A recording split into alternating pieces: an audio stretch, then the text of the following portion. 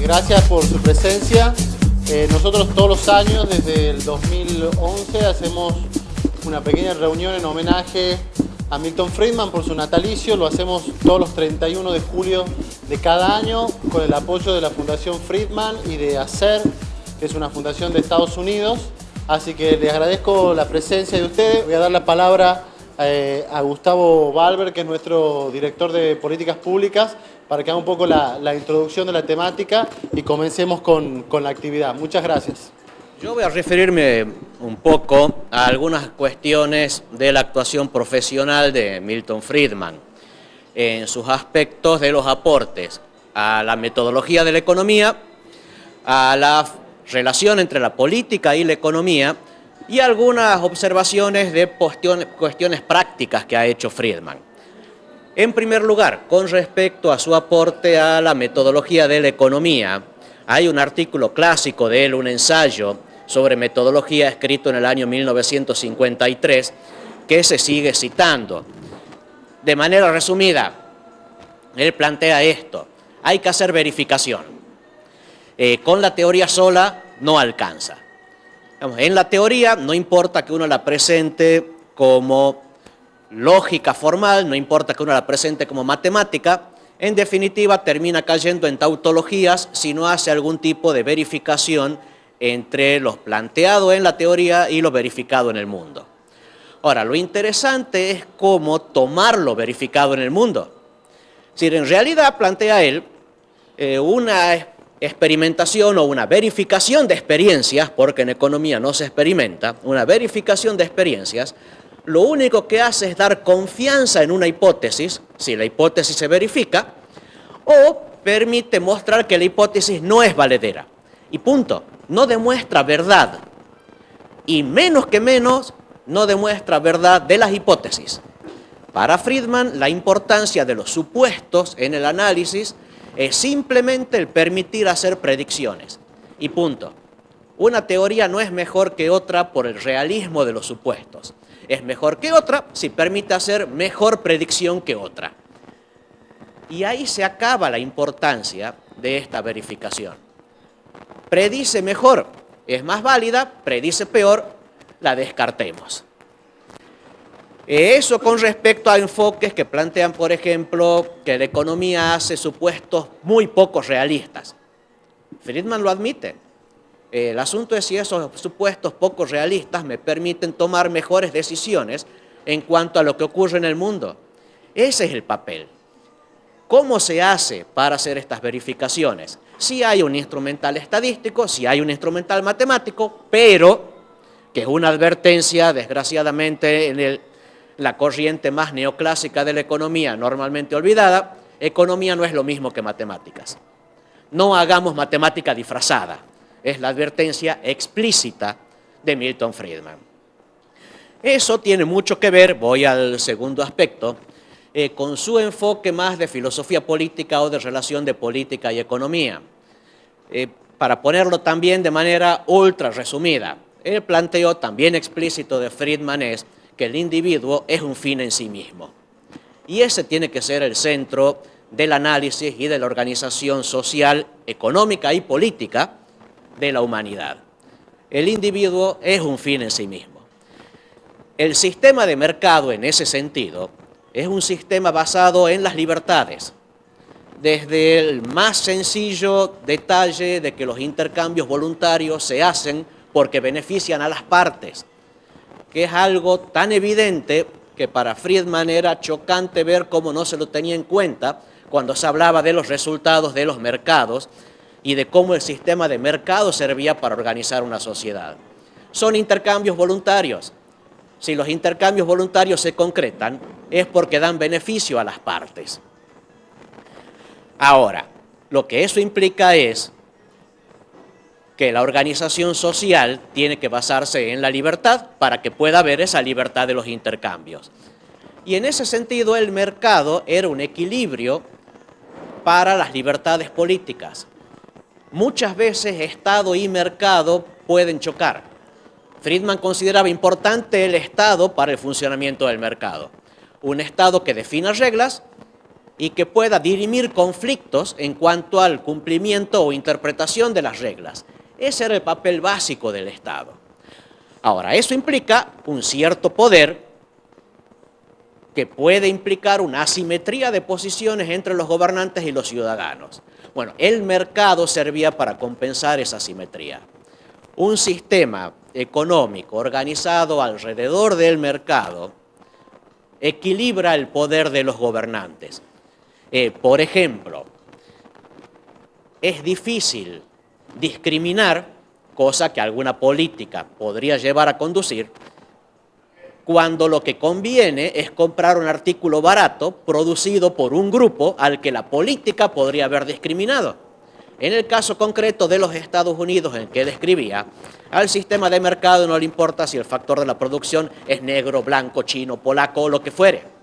Produce las mejores zapatillas, las más baratas, las más adecuadas, las compro. El sistema político podría llevar a discriminar. El mercado es una fuerza que sirve de refugio a una minoría que podría resultar discriminada. De modo que en realidad política y economía deberían complementarse, pero siempre con ese eje. Lo importante es el individuo como generador de la riqueza. El Estado no está para reemplazarlo al individuo. Está en todo caso para impedir los abusos de los individuos. Y aún así, con mucho cuidado. Hay algunas posiciones de Friedman sobre cuándo puede ser útil que el Estado intervenga, más allá de la simple generación de reglas y la simple dirimir conflictos, que sin embargo las considera peligrosas. Un ejemplo típico, para citar un solo punto, monopolio. Ahora, el monopolio implica una posición de poder. ¿Es peligrosa la posición de poder? Sí, no importa si poder de mercado, no importa si poder político. ¿Eso implica que el Estado tiene que hacer algo? No necesariamente. ¿Qué tal si el monopolio se logró por un avance en la tecnología que le da al empresario innovador una preeminencia en el mercado? Bueno, un sistema que permitió que un empresario innovador consiga ese avance, seguramente permitirá que otro empresario innovador tenga otro avance que a su vez reduzca ese monopolio. Por lo tanto, lo más conveniente es que el Estado no haga nada. Si el sistema está organizado libremente, es muy posible que ese monopolio desaparezca solo. Si no fuera posible, veamos si es útil que el Estado se meta o no. Pero el simple hecho de observar un monopolio, sacar la conclusión de que el mercado está fallando y por lo tanto el Estado tiene que hacer algo, es un error. El Estado es peligroso, es la advertencia básica. El eje es el individuo y la organización social alrededor de los intercambios voluntarios. En la práctica, ¿cómo se traduce eso? Y aquí vamos al tercer aspecto de Friedman que quería destacar. Y es sobre todo dar oportunidades de libertad de elección. Casos prácticos en los que estuvo Friedman implicado: servicio militar obligatorio o ejército con voluntarios pagados. Y Friedman era contrario al servicio militar obligatorio. ¿Qué pasa con la droga? Y Friedman era contrario a la prohibición de la drogadicción. Es un problema de libertad individual. Tuvo éxito, digamos, o al menos estuvo con la corriente que terminó triunfando en cuanto a eliminar el servicio militar obligatorio en Estados Unidos, no así en cuanto a la legalización del consumo de drogas. Cuestiones prácticas. Estuve en contra del Fondo Monetario Internacional. Claro, una postura que muchos dirían el Fondo Monetario, que la derecha, que la explotación. La izquierda estaría de acuerdo con la eliminación del fondo. Bueno, Milton Friedman también estaba a favor de eliminar el Fondo Monetario. Era una burocracia más. Para peor, una burocracia gigantesca porque era burocracia internacional. Bueno, no tuvo éxito en sus planteos para eliminarlo al fondo, pero fue un problema práctico en los cuales se metió. La cuestión monetaria, que es lo que en gran medida lo destaca académicamente para que se reconozca el Premio Nobel de Economía en 1976. Y ahí mostró su resultado práctico también, no estrictamente lo que él planteaba. Él lo que mostró fue una enorme influencia de la cantidad de dinero con respecto al nivel general de precios, de lo que uno podía sacar algunas conclusiones de política monetaria. Su conclusión era: un banco central independiente es peligroso, porque en definitiva es un poder más, y si es independiente es un poder incontrolado. Él adjudicaba al sistema de la Reserva Federal la gran variabilidad de la economía de Estados Unidos durante más de un siglo de existencia. Su solución era regla monetaria, no un banco central independiente, sino un banco central que cumpliera con una regla, y no una regla de meta de inflación, que es lo que hoy está más o menos de moda. La meta de inflación es simplemente que el Banco Central busque influir en el nivel general de precios para conseguir una cierta tasa de inflación. Friedman estaba en contra de eso. Fallaba la sintonía fina. No hay mecanismos que permitan a un Banco Central controlar el nivel general de precios. Apuntemos a un agregado monetario más fácil, una regla de oferta monetaria. Y listo, una regla conocida de cuánto crecería la oferta monetaria. Ese fue su planteo.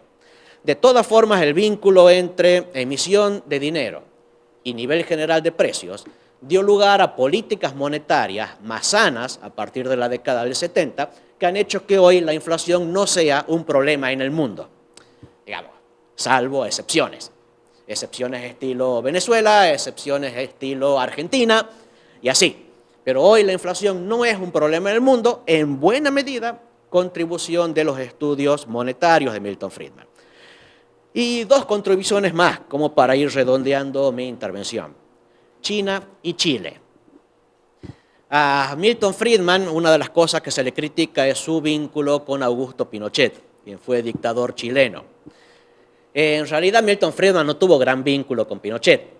En gran medida, el grupo que influye en el plan económico chileno, que vino a partir de Hernán Vigi como ministro de Economía de Pinochet, fue en realidad Arnold Haberler, que fue el que promovió la presencia de muchos chilenos en la Universidad de Chicago para hacer posgrados. Ese grupo fue el núcleo de lo que terminó siendo la política económica de Pinochet en una segunda parte. Al comienzo no daba pie con bola tampoco el gobierno pinochetista. Pero Friedman tuvo una aparición pública. Él se entrevistó con Pinochet, tiempo después de esa entrevista escribió una carta dando recomendaciones de política económica. Lo que en general no se dice es que las recomendaciones en el mismo sentido le dio al gobierno de China poco después. Ahora, veamos qué le pasó a la economía de Chile, veamos qué le pasó a la economía de China. Si uno va a considerar que Friedman tuvo que ver con esas economías, y ha tenido buenos resultados. Ahora, no fue tan fuerte el vínculo de Pinochet con Friedman como se dice, pero si hubiera sido fuerte es para aplaudirlo a Friedman. Y si en China se han seguido más o menos las mismas recomendaciones, que han sido los esquemas básicos de racionalidad de política económica, que se hicieron en Chile también, dado los resultados económicos de China, y es para darle un doble aplauso a Friedman. Claro, no es el mundo ideal que uno puede estudiar en los libros, es cierto, pero es el mundo real. Lo que yo destacaría en ese sentido de Friedman es eso. Él pensó académicamente una economía que tuviera utilidad en el mundo real y dio pautas académicas de análisis. De ahí su aporte en metodología de la economía. Pensó una economía implicada en el mundo. Por eso sus posiciones políticas y filosóficas sobre mercado y organización social. Y pensó en problemas reales del mundo. Y al menos haciendo un panorama de las intervenciones más destacadas, razonablemente puede decir uno que Friedman tuvo razón. De modo que creo yo que en ese sentido vale la pena resaltar su figura como una de las personas que hizo aportes importantes a la causa de la libertad y a partir de ahí aportes importantes también al bienestar de la humanidad. Muchas gracias por la atención. Bueno, la verdad es que yo estoy medio, no invitado, sino me pidieron recién de que si podía hablar algo sobre Friedman. Yo fui alumno de Friedman en la mitad de la década del 60, en el año 1965, en la Universidad de Chicago. Yo estaba haciendo estudio de posgrado en esa universidad y tuve la oportunidad de ser un alumno de él en un curso de macroeconomía. La verdad que yo ya había leído bastante sobre Friedman antes de ir a Chicago, razón por la cual me sentía altamente interesado en conocerlo a Friedman. Cuando uno lo conoce físicamente o lo conocía físicamente a Friedman, era casi de mi estatura física, se entiende, no más de 1,60 m, peladito, de anteojos, digamos, muy simpático, todo lo contrario de lo que yo puedo ser. Obviamente su nivel intelectual es infinito y para mí es una de las personas, uno de los grandes economistas que tuvo la humanidad, juntamente con John Maynard Keynes, que en alguna manera rivalizaron, digamos, en sus ideas. Friedman se inició en la Universidad de Chicago en el año 1932, tuvo como profesor a Jacobo Weiner, digamos, un gran economista. Posteriormente, en la década del 40, tuvo como compañero a Henry Simon, o a profesor, probablemente ha sido Simon de él. Arnold Haberger, que citó acá Gustavo, que nos visitó varias veces acá en la provincia, fue compañero de él. Y Friedman realmente es una persona sumamente interesante, sus clases eran sumamente amenas, yo tuve un par de anécdotas con él en la clase que no vale la pena repetirla en estas circunstancias. Y me gustaría hacer una semblanza muy rápida acerca de Friedman, respecto de lo que él, desde el punto de vista estrictamente personal, tuvo mucha influencia. Yo prácticamente me convertí en economista y mucho más en el área de teoría monetaria gracias a Friedman. ¿Por qué? Porque me fascinaba Friedman y leí prácticamente, no digo todo lo que él escribió, pero gran parte de lo que él escribió en su vida.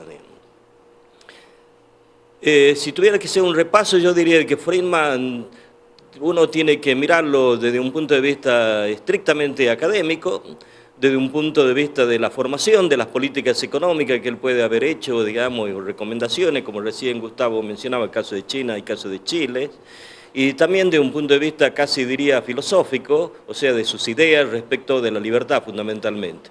Yo tengo mucho más conocimiento acerca de la parte académica, por supuesto, porque es la parte que más he estudiado, y una de las cosas que me gusta, algunas 2 o 3 cosas que me gustaría destacar de él, de Milton Friedman, es el primer trabajo que él hizo en el año 1953, que ya lo citó Gustavo, referido acerca de economía normativa y positiva. Y como bien lo ilustraba recién Gustavo, él decía de que una teoría era buena independientemente de los supuestos, si podía predecir la realidad, digamos, mejor que cualquier otra teoría. Y que siempre el test empírico era absolutamente esencial para verificar cuán buena, cuán mala era una teoría.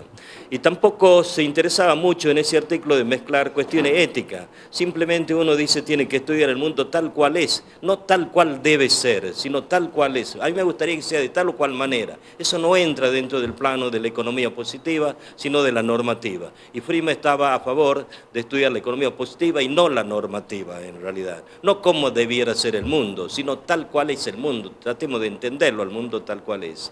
Esa fue una contribución muy importante de Friedman. Previamente había escrito un artículo con George Stigler, otro gran economista de la Universidad de Chicago, de mucha influencia sobre los alumnos que tuvo esa universidad, y escribieron también un artículo donde pregonaban mucho, era acerca de los de que el gobierno si podía fijar o no los alquileres de las viviendas. Ese fue un artículo muy polémico que escribieron ambos, ese artículo, y ellos profundizaron mucho la idea de la libertad de los mercados. Al margen de eso, creo que una segunda contribución importante que hizo Friedman fue ya en el plano estrictamente académico, y esto va un poco más a los alumnos, fue acerca de lo que se denomina la función consumo, que es un componente de la demanda agregada total, y en esa función consumo estaba totalmente en desacuerdo con la idea keynesiana. La idea de la función consumo es de que el consumo de las personas está determinado fundamentalmente por el ingreso permanente y no por el ingreso transitorio, y por lo tanto, digamos, él hizo toda una teoría muy sofisticada, esa teoría, y la verificó empíricamente de que la función consumo y por lo tanto el ahorro dependían del ingreso permanente. Con esto quería significar más o menos lo siguiente: si yo voy al casino y gano una noche en el casino, no quiere decir que eso determina mi pauta de consumo. Lo que determina mi pauta de consumo es un concepto, digamos, de un ingreso, digamos, que se sostiene a lo largo del tiempo. Si ganaba la quiniela, el telebingo, lo que fuera, eso no me determina la pauta de consumo permanente de la economía. Esa contribución fue muy relevante, muy importante, porque ahí se distingue lo que es ingreso transitorio y permanente, y después había toda una cuestión técnica de cómo medir el ingreso permanente. Uno únicamente lo que observa es el ingreso, digamos, que dan las estadísticas, y ese tiene esos dos componentes. El ingreso permanente es difícil de estimarlo. Él ideó todo un método, digamos, que le dio bastante resultado y después se utilizó en otros estudios también relevantes. Tiene mucha importancia esta distinción de la función consumo, esta contribución de Friedman, porque en realidad la polémica que se generó a posteriori, no en ese momento. A ver, vuelvo de nuevo un poquito para atrás. El paradigma existente hasta mediados de la década del 30 era de la libertad de los mercados. Los economistas clásicos dominaban toda la economía y en realidad el paradigma era de que había libertad de los mercados. En el año 1935 aparece este gran economista, John Maynard Keynes, economista inglés, que escribió su famosa teoría general, y en esa teoría general él ataca un poco diciendo de que los mercados no ofrecen la solución de pleno empleo permanentemente y por lo tanto el Estado tiene que aparecer con algún tipo de medida. Entonces, como estaba en plena crisis el mundo en la década del 30, que la crisis inició en el año 1928, entonces este aporte de Keynes, que aparecía como que el Estado tenía que aparecer frente a una falla, que el gobierno tenía que aparecer frente a una falla del mercado, entonces eso generó de que el revival, por decir, el revivir de la política fiscal. La política fiscal se define como el manejo de los gastos y de los impuestos. Entonces eso ya significaba intervención del Estado. Eso oscureció en gran parte la teoría monetaria durante la década del 30 y gran parte de la década del 50.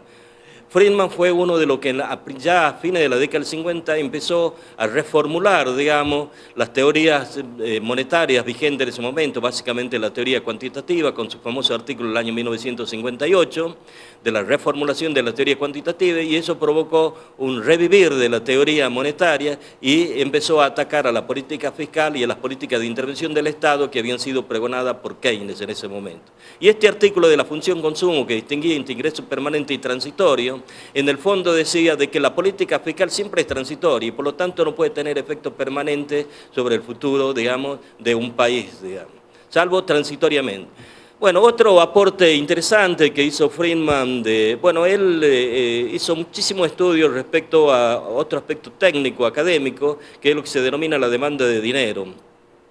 La demanda de dinero es un concepto muy relevante dentro de la economía, y él por todos los medios trataba de determinar o ver cuáles eran los determinantes de esa demanda de dinero. Básicamente lo que trataba de invalidar era la tesis de que dependía de la tasa de interés. ¿Por qué?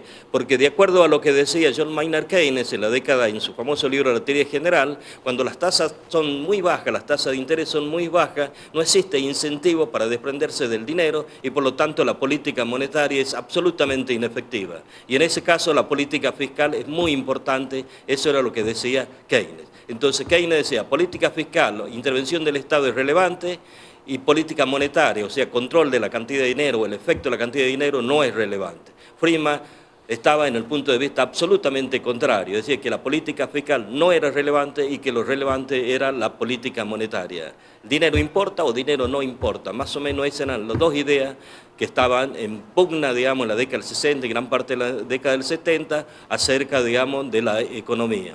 Esto es muy relevante, en este caso es muy relevante la demanda de dinero, porque si la demanda de dinero no depende de la tasa de interés, seguramente esto lo saben muy bien los alumnos, la política monetaria es sumamente relevante. Si la tasa de interés depende, es un factor que es un argumento dentro de la demanda de dinero, eso debilita la posición de la oferta monetaria.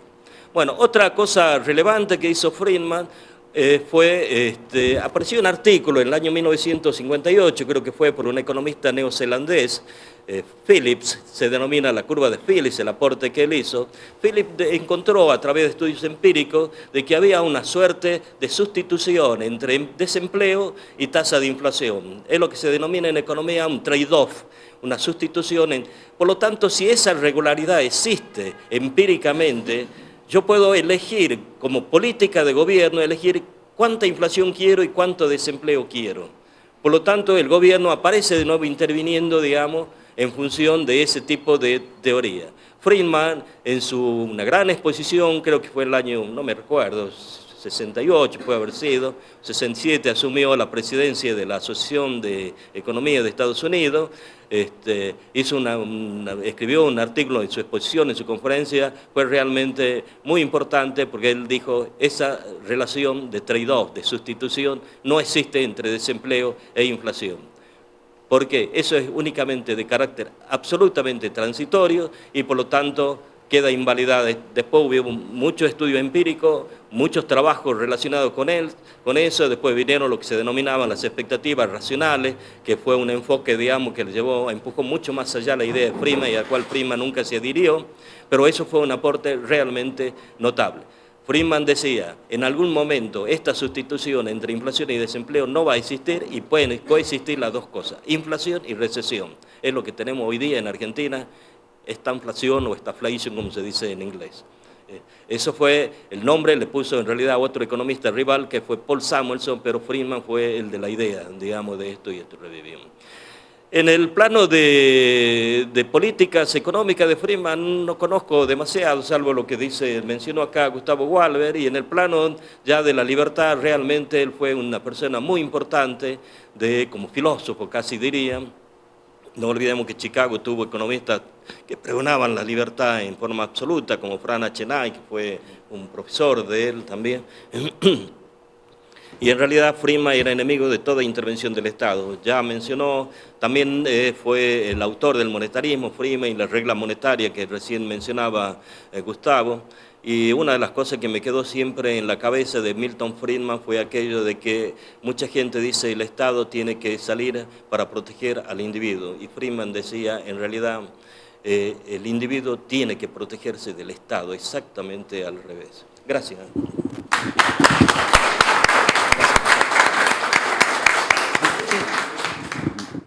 La verdad, queda poco para agregar a lo expuesto brillantemente por los doctores Walber y Raúl Eulogio Soria.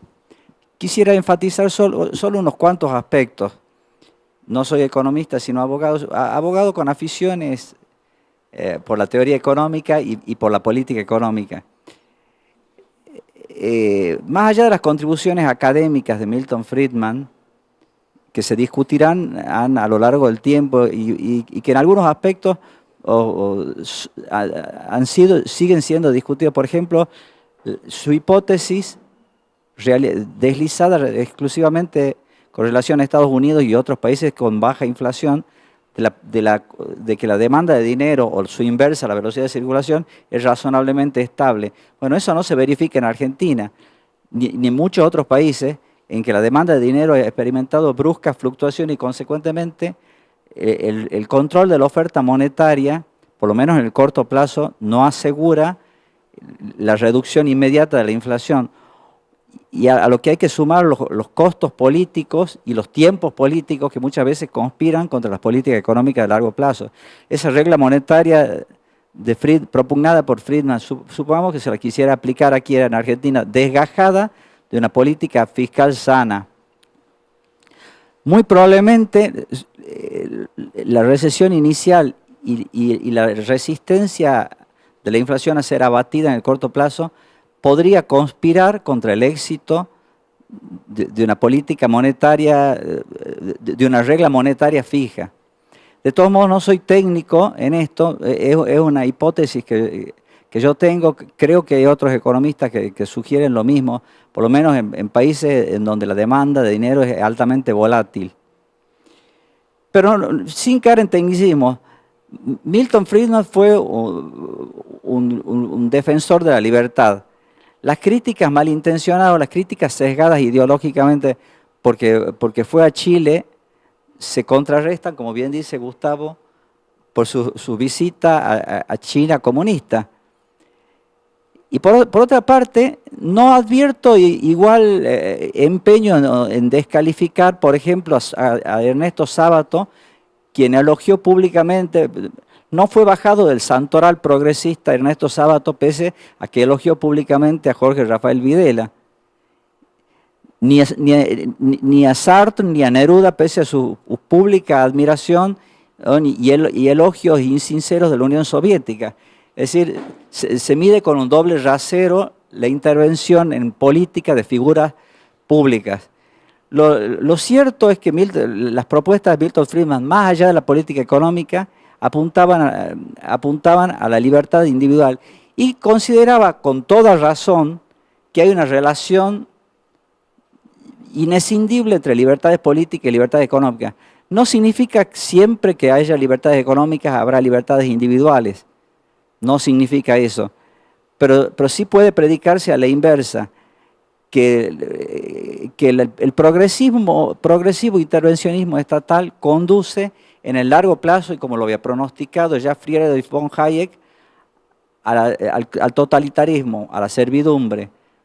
Ya lo dijo en la década del 30, en su obra Camino hacia la servidumbre, Friedrich von Hayek, se refería en aquella época principalmente al nazismo y secundariamente al totalitarismo soviético. Y ponía de resalto que el control progresivo de la economía o la pretensión de planificar la economía conduce a planificar las vidas y a restringir las libertades individuales no económicas. Y en ese aspecto quizás fue más enfático Friedrich von Hayek que Milton Friedman. Lo que no significa, de todas maneras, Milton Friedman fue un hombre de su época, fuertemente comprometido con sus convicciones, que no se quedó, sin perjuicio de sus aportaciones académicas al saber científico económico, se involucró activamente en la difusión de las ideas de la libertad. Puede haber cometido errores, puede haber errores políticos, o en algunos aspectos sus teorías económicas puede ser que con el tiempo no resistan el embate de otras alternativas. Nunca lo sabremos, pero sí podemos rescatar, siguiendo la tradición liberal, que en primer lugar los mercados son un eficiente asignador de recursos. No son lo único, pero no son fuerzas perversas o demoníacas que se oponen o que conspiran contra los sufridos ciudadanos de uno de los países periféricos, subdesarrollados o de los países en general. Los mercados son, el mercado o los mercados o el sistema de precios es un eficiente asignador de recursos, como lo reconoció un comité de expertos más que contratado, consultado por Gorbachev cuando iniciaba la perestroika. Todos llegaron a la misma conclusión: no hemos descubierto nada más eficiente que el mercado. En cierta forma lo había dicho, pero deslizando la posibilidad de compatibilizar el mercado con el socialismo, el economista polaco Oskar Lange, lo que dio motivo a una fuerte polémica en su momento entre Friedrich von Hayek y Ludwig von Mises con Lange. Pero Lange, en contra de sus pensamientos socialistas, reconocía las virtudes de eficiencia de los mercados. No así su ligazón con las libertades individuales. Hoy nos convoca un homenaje a Friedman. Friedman es una figura sin duda relevante, significativa en el pensamiento económico y en el pensamiento político. Pero lo fundamental no son los múltiples aciertos y los escasos errores que puede haber tenido Milton Friedman, sino su compromiso inclaudicable con la libertad. Ese compromiso que debemos tener todos, aquí y ahora, hic et nunc. Muchas veces por temor, nuestra clase política, por un temor cerval a la incorrección política, no dice la verdad. Conoce la verdad y se abstiene de criticar. Voy a salir un poco de Friedman. ¿Cuántos políticos de la llamada oposición han hecho un llamado a la racionalidad? Ninguno. Y si lo hay, no me enteré. O los diarios no lo difundieron. Ninguno. Es una gesta heroica del gobierno, del Poder Ejecutivo, contra la usura internacional, contra los fondos buitres. Aparecen unos buitres que se ensañan con el pobre país. No existe ningún análisis racional y desapasionado, y además desde la perspectiva de la libertad. Quiero comentarles algo ya de índole personal. Aquí tienen un holdout, con la diferencia que no litigo en los tribunales de Nueva York, sino en la Justicia Federal de Tucumán. En segundo lugar, yo no compré a bajo precio títulos defaulteados, sino que recibí títulos que fueron defaulteados en pago de honorarios. Pero básicamente el esquema jurídico es el mismo y el esquema económico es el mismo. ¿En qué consistió la llamada reestructuración de la deuda soberana? En una estafa a los acreedores. Se les dijo, a través del decreto 1437 de 2004, miren, vamos a hacer una oferta de canje, una ofertita. Le ofrecemos pagar 3 sobre la deuda del 2002, es decir, sin interés entre 2002 y 2004, sobre 10. Lo toma, al mejor estilo la bolsa o la vida, lo toman o lo dejan. Si aceptan esta voluntaria oferta, recibirán 3 pesos, porque $3 en título, en junk bonds, en bonos tan basura como los defaulteados, o no cobrarán nada. Eso no estaba en el boletín oficial, estaba en uno de los prospectos no publicados en el boletín oficial, en los prospectos en inglés y también en los prospectos en castellano. ¿Y qué porcentaje de la deuda defaulteada o defaulteada pertenecía a tenedores argentinos? Muchísima. Aquí el gobierno, no sé de dónde sacó la cifra, que obtuvo un 93% de apoyo a su propuesta de reestructuración de la deuda soberana. Un 93% que significa que después de más de una década de resonantes éxitos, el 7% de holdouts está en condiciones de voltear a un gobierno que exhibe logros tan maravillosos. Es todo pero no es solo una mentira, sino una mentira totalitaria, porque se induce a la gente a pensar que el que defiende sus derechos es un enemigo de la sociedad, un enemigo de la patria, y sobre todo si es extranjero y se llama Paul Singer, es un fondo buitre. Que compraron muy barato deuda defaulteada, qué gracioso. La compraron barata precisamente porque estaba en default. ¿Cuánto más paga Argentina por el hecho de que otro lo haya comprado barato? Absolutamente nada. De igual forma que si me regalan títulos defaulteados, yo pago 0, y eso no tiene ninguna relación con la cuantía de mi derecho creditorio, al menos desde el punto de vista jurídico. Se han deslizado o se han largado otra serie de barbaridades como que si pagamos se activa la cláusula Rufo. La verdad yo no la he visto, la famosa cláusula Rufo, right upon future offer. Bueno, nunca la he visto. El día que alguien me la muestre y a quiénes se refiere y bajo qué condiciones opera el disparador, lo aplaudiré. Lo cierto es que los llamados medios especializados hablan de la cláusula Rufo, medio mundo habla de la cláusula Rufo y nadie ha visto la cláusula Rufo. Lo cierto es que un pago impuesto judicialmente por el juez Griesa no puede disparar ninguna cláusula el cumplir con una sentencia judicial, porque no es una oferta, sino es el acatamiento de una decisión del órgano jurisdiccional competente. Pero eso ya es ya estoy hablando como abogado. Lo que quería decir es que la libertad en Argentina se halla seriamente comprometida. Y comprometida en sus aspectos no económicos. Por ejemplo, la presión tributaria, que algunos economistas que son capaces en lo suyo la miden como un coeficiente entre lo recaudado y el Producto Bruto. Totalmente erróneo, por lo menos totalmente erróneo desde el punto de vista jurídico y ético. Porque lo relevante no es cuánto me cobran, sino cuánto tratan de asaltarme. Si un asaltante me coloca una pistola en la cabeza y luego le falla el disparo y yo salgo corriendo, si hacemos un coeficiente, disparos exitosos sobre disparos efectuados, la tasa de efectividad es el 0%. En consecuencia, la presión balística es 0%. Hoy en día el fisco legisla a través de resoluciones generales. La ley 11683 de procedimiento tributario llama juez administrativo a lo que es una burla. El fisco, que es parte, es a la vez juez, y los jueces lamentablemente lo convalidan. Dentro de poco, al paso que vamos, si no hay una liberalización del mercado cambiario, que es una de las posibilidades, pero va a estar muy restringida a ciertas operaciones, el próximo paso va a ser no puede sacar su pasaporte si no presenta un certificado de libre deuda fiscal.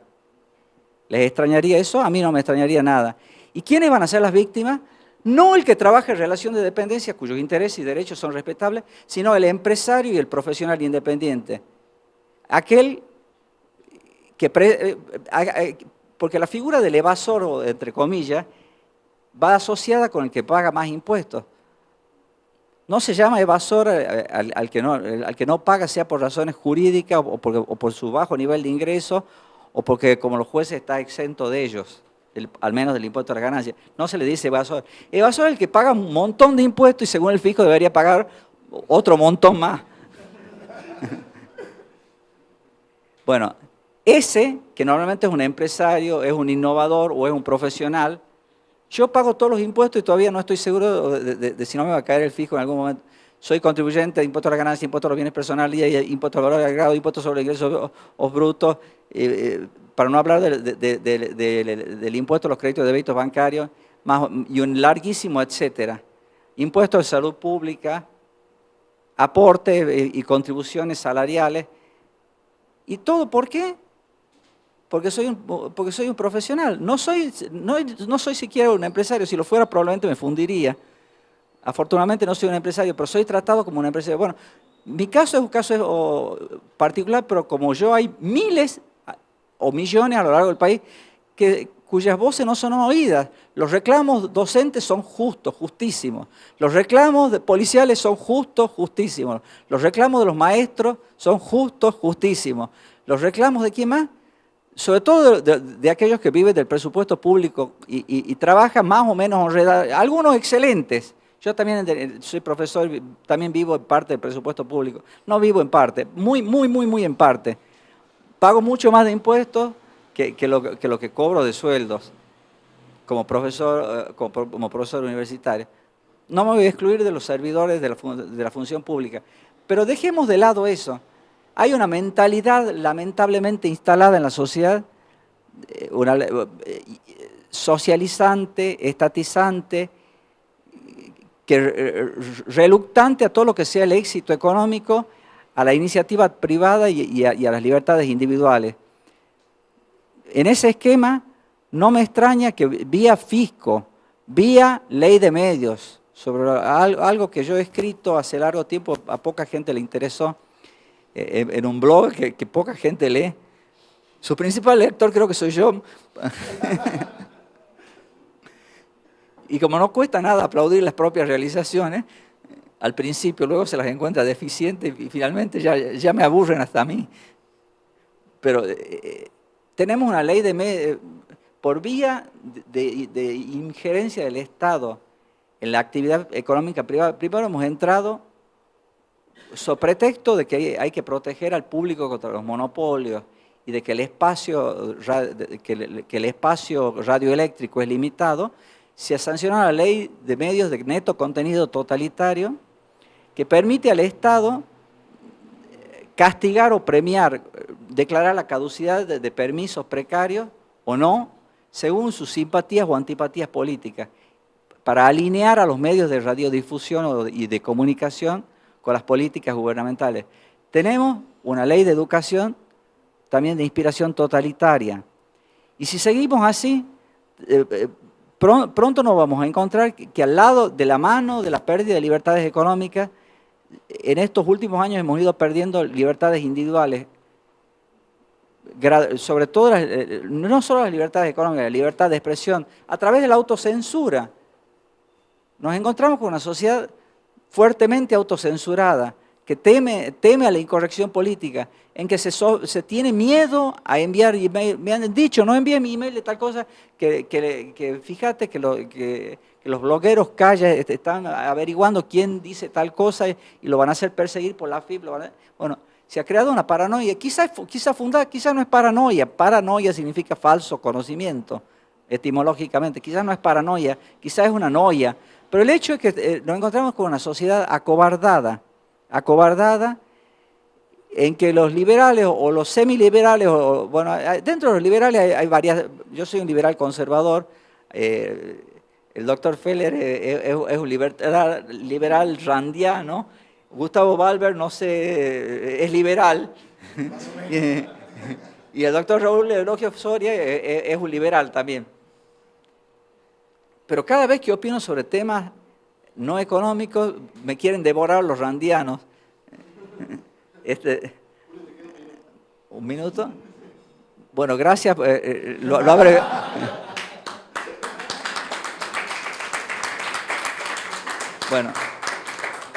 Bueno, yo soy vicepresidente de la Fundación, dirijo algunas compañías y soy economista. Mi idea era enfocarme en Friedman, pero desde el punto de vista de comunicador social. Friedman fue un hombre extraordinario. ¿Por qué fue un hombre extraordinario? Porque fue muy trascendente, porque generó una influencia. Era un académico brillante, un tipo que ganó múltiples premios, que influyó al mundo intelectual, pero mi idea es enfocarme en cómo influyó en todos nosotros, en forma directa o indirecta, en su rol de comunicador social. De manera que ustedes, los que son economistas y los que no sean economistas, puedan nutrirse de algunas de estas cuestiones que Friedman produjo como comunicador social. Yo me voy a concentrar en una de las formas en que él llegó a todos nosotros por medio de un programa de televisión que hizo en la PBS en 1980, que se llamaba Libre para Elegir, que estaba acompañado de un libro.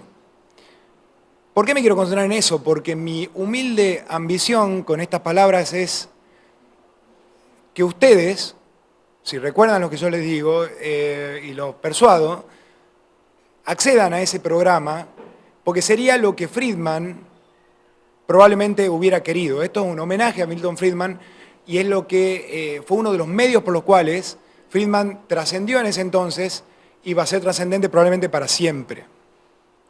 Lo pueden ver en YouTube. Se llama Libre para Elegir. Y es un programa que hizo Milton Friedman que tiene una estructura como sigue. Al principio él hacía un documental en donde él presentaba una temática. Esa temática de vuelta no es académica, está orientada al mundo en general, en forma muy simple, pero no menos verdadera. Luego daba algunas explicaciones económicas con lenguaje simple y después hacía un debate. Un debate con intelectuales de todas las ramas, los que estaban a favor de sus ideas y los que estaban en contra de sus ideas. Probablemente era demasiado inteligente para entender que ese debate no iba a convencer a los oponentes del debate, pero generó un entusiasmo tremendo y es por eso que está a la mano de todos nosotros y de cualquier computadora en YouTube ver justamente esos programas. El programa consistía en 10 capítulos.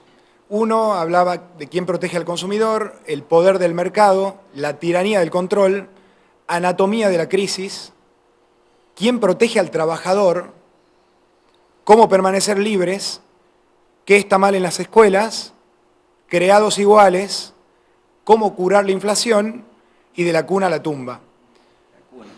De la cuna a la tumba.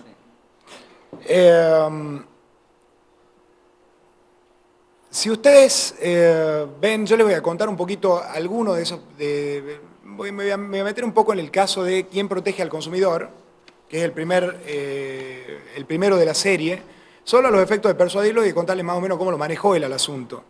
Entonces, él empieza diciendo que, citando a Ralph Nader, que era un activista pro-Estado, dice el Colbert de 1970 fue condenado por Ralph Nader como un auto que nunca iba a ser seguro.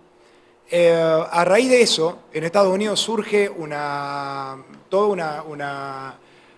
canal y se hace muy popular la idea de que había que proteger a los consumidores de las empresas privadas. Entonces, él cuenta cómo se genera una estructura de control que cuesta miles de millones de dólares, de montones de profesionales que probablemente son extraordinarios, que son excelentes profesionales, que se ponen en la tarea de ver si una bicicleta es segura para el consumidor.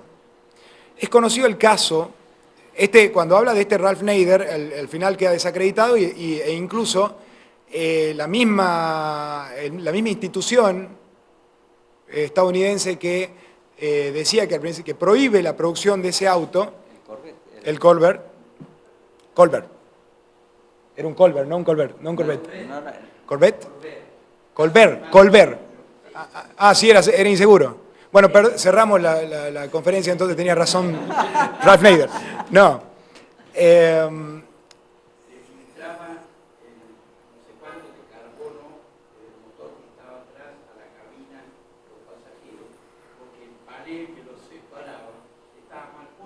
Bueno.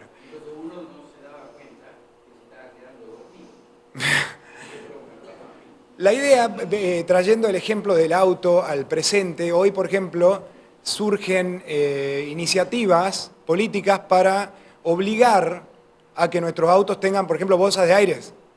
Ahora, ¿cuál es la consecuencia de eso? Porque, digamos, intuitivamente uno piensa, está bien, la verdad estaría buenísimo que todos los autos vengan con airbags. ¿Qué es lo que debemos entender cuando surge la posibilidad de una institución pública de prohibir a la iniciativa privada libre de producir el bien tal y cual lo quiere producir y enfrentarse al mercado? Si todos los autos tuvieran airbags, esto viniendo al presente, en ese entonces no existían airbags, bueno, todos los autos serían mínimamente caros, serían más caros. Entonces habrían muchos que no podrían acceder al auto. Una cosa, y esta es la distinción importante, es obligar a la gente a que proteja a terceros contra sí misma. Por ejemplo, yo no puedo permitir que se produzca un auto sin frenos, porque eso pone a riesgo a terceros. Y otra cosa es obligar a la gente a que se proteja a sí misma. Y hay una diferencia fenomenal, y bueno, ese es un ejemplo de cómo Friedman expresa y expone y motiva a que la gente entienda que no es lo mismo obligar a la gente a protegerse a sí misma que obligar a la gente a proteger a terceros de sí misma. O sea, que no puedan poner en riesgo la vida de terceros. Por eso, como Gustavo decía, Friedman era un activista de la legalización, no le diría de solo el consumo de drogas, probablemente, no sé si en ese momento era políticamente viable, pero el problema de las drogas, por lo menos para la mente liberal, más que nada es la liberalización de la producción. ¿Por qué? Y bueno, porque, fíjense ustedes ahora, por ejemplo, caso Uruguay, la producción el consumo está permitido, la producción la maneja el Estado. El peligro y el gran problema, y Friedman lo expone también en el mundo de la comunicación social, que generan las drogas, es justamente el proceso de comercialización. ¿Cómo funciona esto?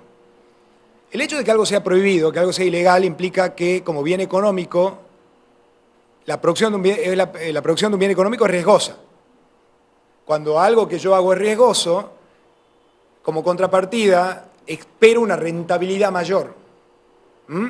Entonces, solo es posible la figura, por ejemplo, del pusher, el pusher que es una persona que te regala droga hasta que te crea la adicción, por ese margen tremendo que tiene. Ahora, ¿qué pasa? ¿Y cómo se genera? El proceso de comercialización se vuelve muy agresivo, se vuelve criminal, todos estos asesinatos que hay por ejemplo, que escuchamos todo el tiempo en México, son bandas que producen un producto que es ilegal, que el mercado legal no lo hace. Entonces, tiene acceso a un bien económico que tiene un margen muy alto y sin competencia prácticamente. Ahora, ¿qué pasaría si un día se libera la producción de las drogas? Como se liberó, por ejemplo, el alcohol es una droga, el tabaco es una droga. ¿Por qué son legales? Porque el Estado entendió, y el público entendió, de que prohibir solamente genera un negocio para la mafia. No es porque él cree que la gente tiene que drogarse. Lo que él cree, desde el punto de vista filosófico, como se mencionó aquí, es que uno tiene derecho a suicidarse si quiere. Eso es lo que él cree. Es una cuestión ética, un principio ético.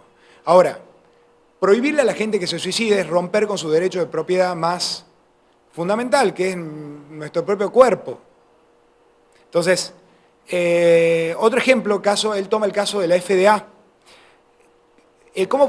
Sí. El caso de la FDA es el organismo estatal norteamericano que controla la producción de drogas y alimentos. En Estados Unidos, muchos de ustedes deben conocer que hay una institución muy pesada sobre la producción de drogas y de alimentos, y lo que genera eso es el siguiente incentivo, y esto él lo explica en el programa. Estoy hablando todo el tiempo de él.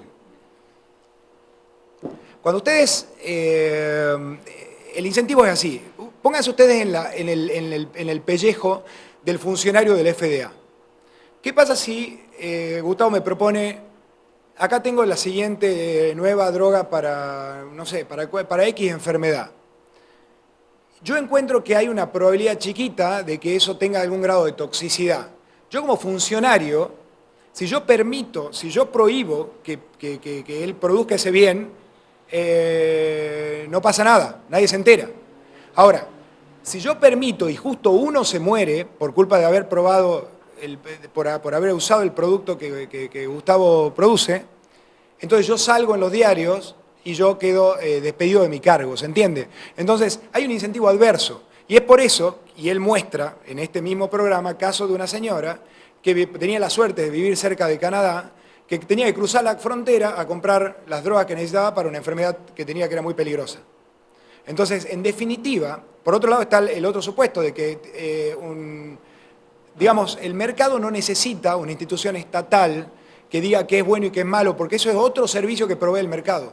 Ninguno de nosotros compra ciegamente cualquier bien, no somos tontos. Y también, si no existiese ese organismo del Estado que estuviera controlando eso, aceptaríamos que sea una figura de producción privada, que algún organismo privado que diga, sin ese incentivo que tiene la institución, el funcionario público, que diga esto es confiable o esto no. Como por ejemplo los organismos de control de riesgo crediticio, que son muchos de ellos privados. Habla del caso de los ferrocarriles en Estados Unidos y cómo en 1800 había una red fabulosa, interconectada de todos los estados, hasta que aparece el gobierno a controlar y a decidir cuáles servicios se deben dar y cuáles no, y cómo eso se reduce y se vuelve muy caro, perjudicando ¿a quién? En definitiva, al hombre común, al consumidor. Cuando se habla de las instituciones de control de competencia, porque acá también se mencionó por ahí, como al pasar, que el Estado define, se arroga el derecho de decir debemos cuidar la libre competencia por un montón de falacias, digamos, de orden económico y ético. Si quieren cuidar la competencia, no pongan un funcionario que controle la competencia. Si quieren cuidar la competencia, abran la competencia. ¿Cuándo vieron a un controlador de la competencia que diga que entren todos los bienes y servicios del resto del mundo a competir contra ustedes? ¿Quién se beneficia con eso? Cuanto más bienes y servicios haya, gana el consumidor. Es cierto, algunos se van a perjudicar. Un Macri de la vieja época, que vendía un Fiat Uno al precio que ustedes podían comprar en Estados Unidos, un Nissan, claro, él sí, él se perjudica con el argumento de la industria incipiente, de que hay que fomentar la producción de un cierto bien. Todo eso con recursos ¿de quién? De los consumidores, de la mayoría que no está orgánicamente, que no está organizada y que no tiene poder de lobby. Porque en definitiva se perjudica a la mayoría en función de una minoría. Estas eran las ideas que Friedman proponía. Quiero ver cómo voy con el tiempo. Muy bien. Entonces, si quieren libre competencia, abran la frontera. Dejen que entren los bienes y servicios del resto del mundo, que compitan contra los locales. Y si temen que se funden todos los empresarios locales porque el resto del mundo es muy barato, estarían en una equivocación. ¿Por qué? ¿Cuál es el argumento? Hagan de cuenta que en Argentina viven 40 millones de personas que no saben técnicamente producir ningún bien. Entonces vengo yo representando a Milton Friedman y digo, acá hay que abrir las fronteras, que entre el resto de los productos del mundo. Entonces, a primera vista, lo intuitivo sería, entonces todo esto que producen mal se van a fundir. Pero no, eso no sería un argumento realista, no sería un razonamiento que está basado en los hechos de la realidad. ¿Por qué? Porque si fuera así, que en Argentina, por ejemplo, como es hoy, es muy, muy ineficiente, y abro la frontera y tememos que vengan los productos de China, ¿qué pasaría? Nadie tendría los dólares para comprar los productos de China. ¿Por qué? Porque si nadie produce nada acá, porque primero para comprar el producto de China tengo que conseguir primero los dólares, entonces el tipo de cambio se va hasta el infinito. ¿Se entiende? Entonces no hay nada de qué temer. Hoy día abrimos la frontera, nosotros que somos consumidores, que somos la gran mayoría, no tenemos nada de qué temer. ¿Quién tiene que temer? Y bueno, el empresario este que está en Ushuaia, que gracias a las legislaciones que lo protegen, gana fortunas, pero fortunas inmensas que no son posibles en el resto del mundo, que surgen indirectamente como un ladrón de guante blanco de recursos que nosotros pagamos con impuestos. Y con impuestos y la dirección, digamos, en que está enfocada la demanda, porque hay un funcionario que dice esto se debe comprar y esto no. Entonces, por eso Friedman era un gran defensor del mercado libre. Para Friedman, el entender la relación entre derecho individual, sistema de precios como coordinador de qué se debe producir y qué no, era fundamental. Él escribió, académicamente fue un hombre brillante. No obstante, si ustedes lo veían argumentar, y en este programa que yo les pido que vean, lo van a ver argumentar, la perspicacia, no solamente la picardía con la que respondía, el sustento desde el punto de vista del derecho, el sustento desde el punto de vista de la historia y el sustento desde el punto de vista académico era realmente asombroso. Y por eso es un tipo al que debemos aplaudir. Voy a tomar unos minutitos más para comentar otro programa, otro de los programas de esa serie que se llamó El Poder del Mercado. Entonces, lo voy a resumir porque me queda poquito tiempo. En definitiva, él se va a Hong Kong. Él cuenta, primero él está en Nueva York y dice, yo tuve la suerte de haber nacido acá. La libertad es un bien muy preciado que para nosotros, para Estados estadounidenses, no para los argentinos, es moneda común y por ahí no sabemos lo que implica y lo escaso que es ese recurso.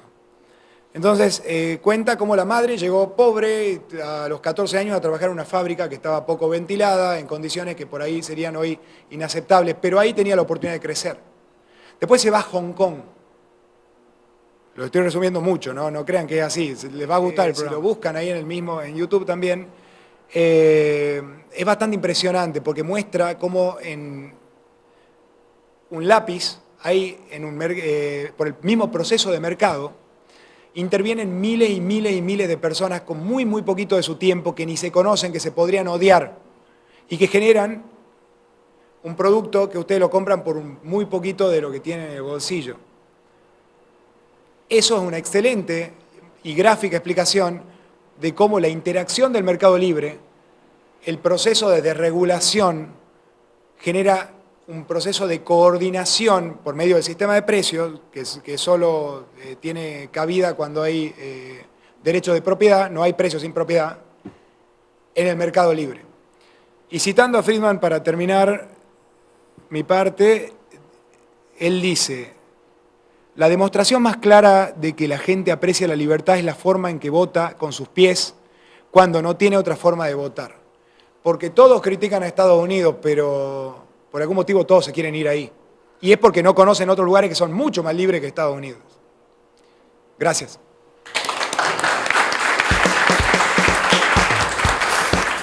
We don't do this.